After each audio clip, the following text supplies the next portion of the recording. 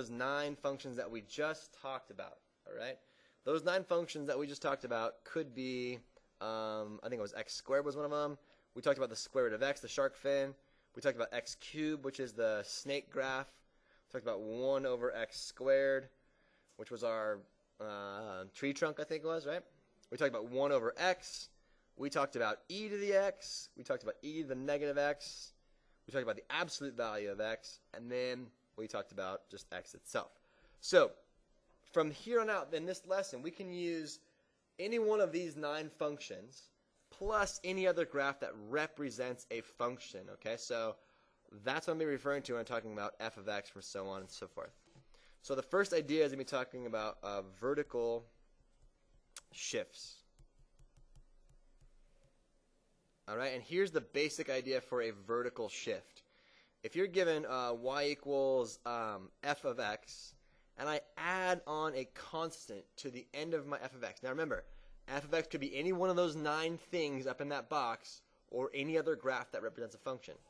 So if I add a constant onto the back end of many of my functions, that implies, so that's arrow, that means implies, that I'm going to move my entire graph up c units. And if I have y equals f of x and I subtract c, some constant variable, then that means I'm going to go move my entire graph down c units.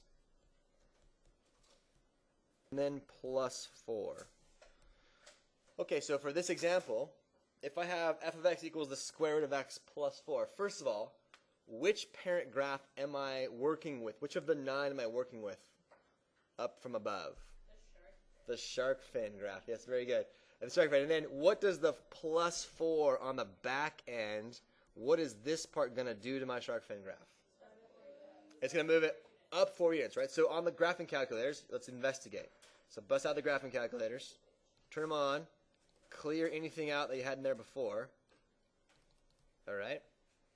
And we're going to graph both the parent graph first, and then we're going to graph what it does after we move it vertically. So I'm going to graph the square root, so second square root of x. All right? And I put parentheses around it to show that that square root is above the x. All right? Then if we all hit zoom 6, then we should be looking at the shark fin or the square root function graph, right? All right, now what we're going to do is we're going to take second square root of x, and we're going to add 4. Notice that the add 4, positive 4, is on the outside of the square root, not part of the function itself. I'm adding 4 to the end of it.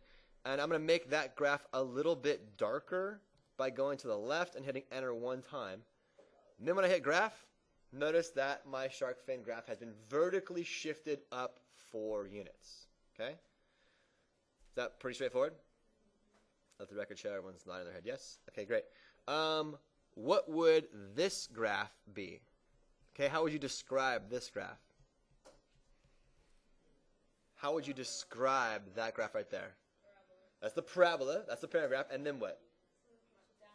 Vertically shifted down 3 units, right? Very good. So that's the idea. Okay, so for a horizontal shift, we're going to actually evaluate the function with our constant. So what I mean by that is if we have y equals f of x plus c, that implies I'm going to have a shift to the left c units. And if I have y equals f of x minus c, that implies I'm going to have a horizontal shift to the right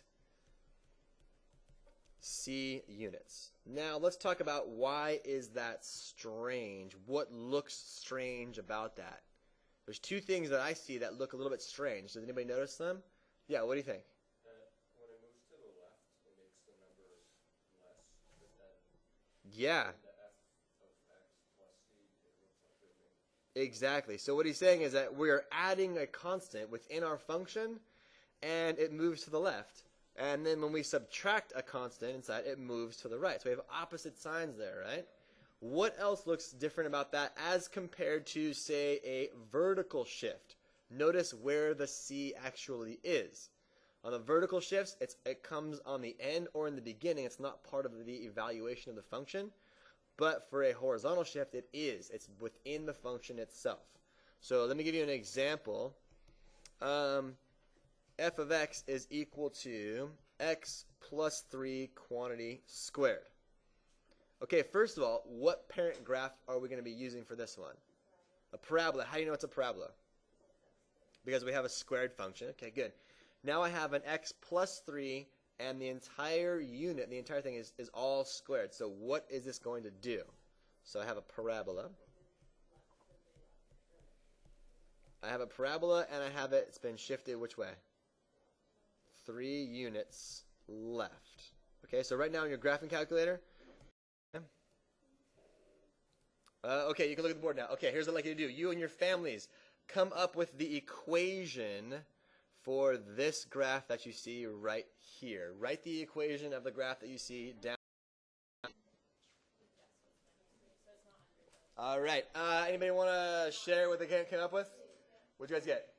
Anybody? Shout it out. Yes, come on. The absolute value of x and then minus 3. Is that minus 3 within the absolute value sign or outside the absolute value sign?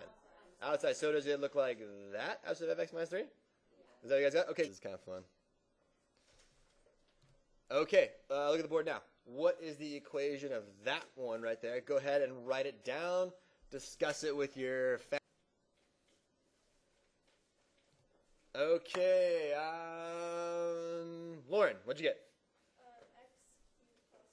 X cubed plus 5. Is the plus 5 on the outside of the cube or the inside? So did everyone get this equation right here? X cubed plus 5? Yes? Okay. Last one. Close your eyes.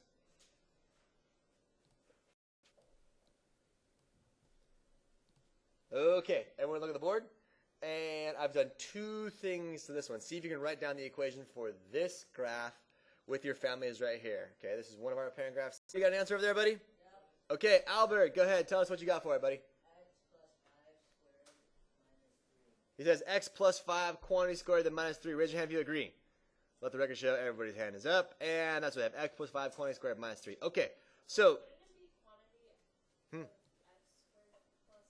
No, that would be x squared plus 5 would be a parabola shifted up 5 units.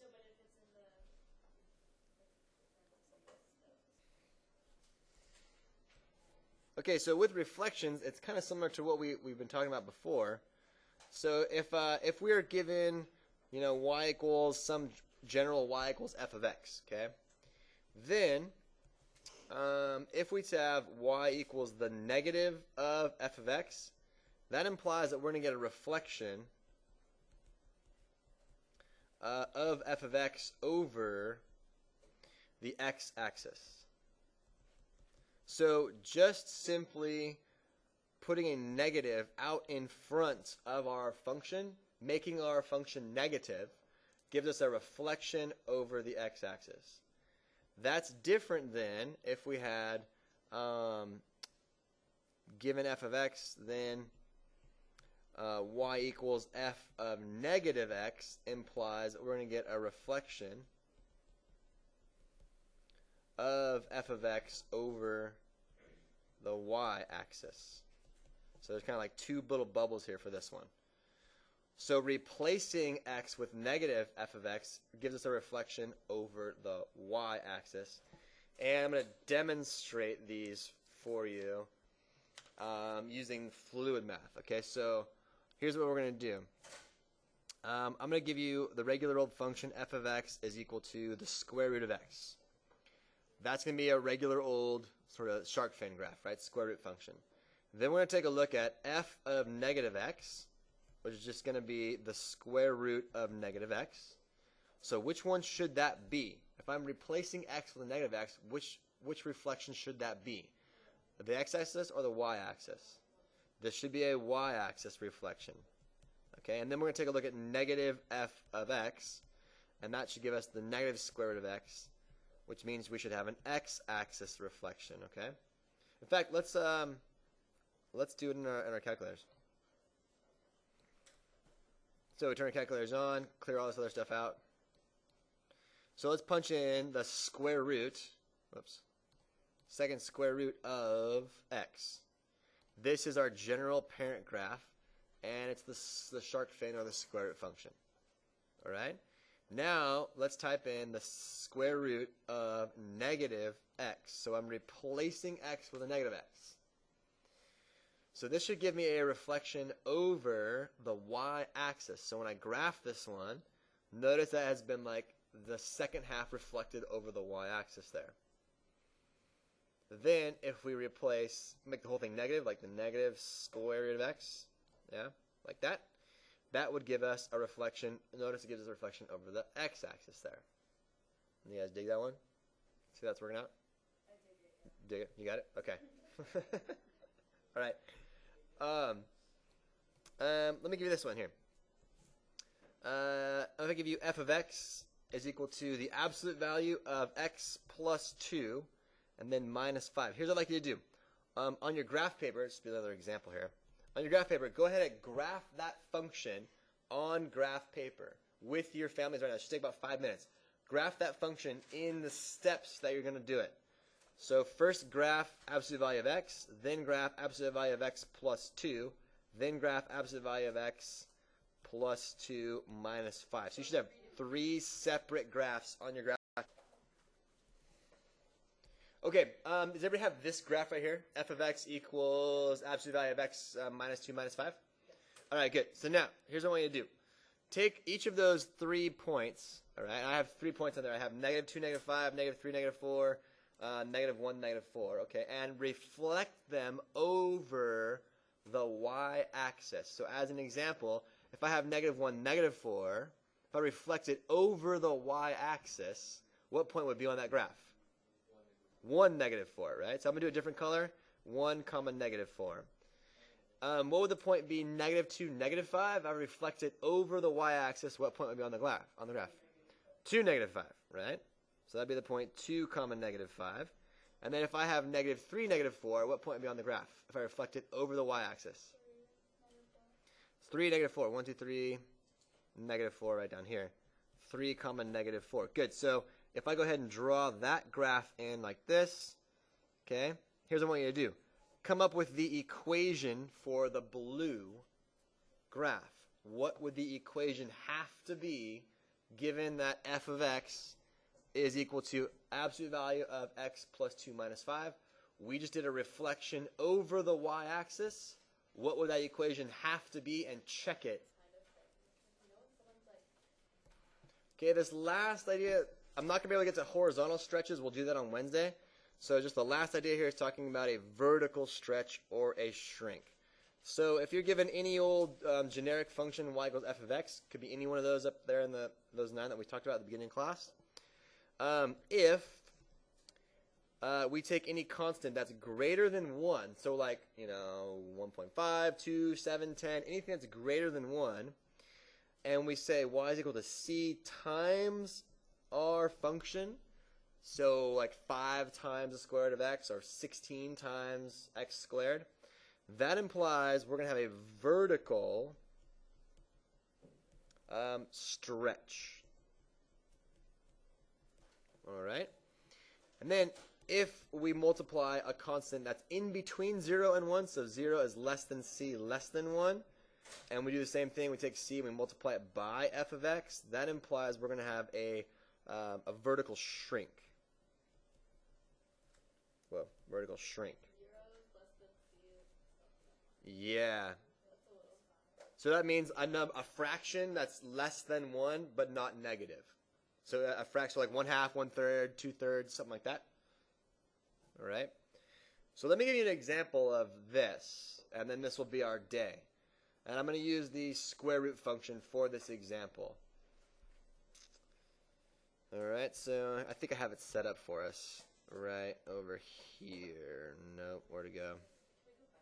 Yeah, there you go. Is that what you need? Yeah. Okay. All right. Okay, you good? You want to check this out? Let me show you what I've got here. So, I don't want this one anymore. Get rid of that one. Okay. So check it out. I have the square root of x, which is in green, and then I have a times the square root of x, where a is equal to 1. So what I have is I have these 2 different graphs, and they're both, you only see one graph right now on the page because a is equal to 1. But as soon as I increase the value of go past 1, and I make it a little bit bigger, notice that I am taking my function of the square root of x and I'm vertically stretching it out, making it taller, because my a is greater than 1. Right? But what happens if my a value is in between 0 and 1? Notice that, okay, so there's the original one, right? If I go between 0 and 1, notice it's a vertical shrinkage. It makes it shrink vertically, like squishes it down. But if I go beyond 1, I get a vertical stretch, and you can see the red line moving as I do that. Okay, so if we're going to have the example of, y is equal to 3 times the square root of x, this is going to be the square root function, but stretched out by a factor of 3 vertically. If you compare that to y equals 1/3 the square root of x, then I'm going to have a vertical shrink, square root of x. And that should be a little bit lower than the original one, parent graph y equals square root of x. By putting those on there.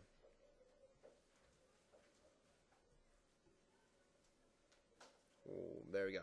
Put that on there as well. So the green one is our original square root of x. The red one is 3 times the square root of x. That's a vertical stretch. And the blue one is 1/3 times the square root of x, which is a vertical shrink. And we're going to compare all of those, and that leads back to this number being bigger